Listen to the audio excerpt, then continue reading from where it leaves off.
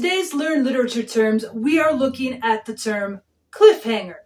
A cliffhanger is a story or a plotline that ends abruptly or is left unresolved, and it's used to cause suspense for a later time period, for another chapter, another show, another day. Now, the origin originally comes from 1930s America, where radio and film serial stories were created. However, because serial stories have been older, generations past, a lot of times you saw it in newspapers, they were done a lot further back in the 19th and even a little bit in the late 18th century. But the term does come from 1930s America with the radio and the golden age of film.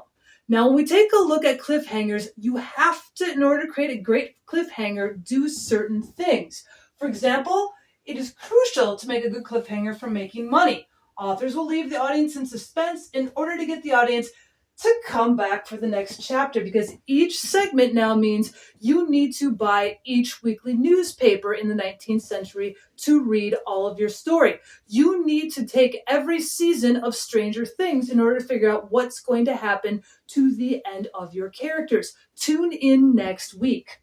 You also must create unanswered questions. Fans want answers of what will happen to their favorite characters. However, you must eventually answer or end your story. For example, the fate of Jon Snow in the Song of Ice and Fire, otherwise known as the Game of Thrones, has created internet theories, legions of fans, and lots of anger. Lots of people are still waiting since 2011 to figure out what was the actual fate of Jon Snow.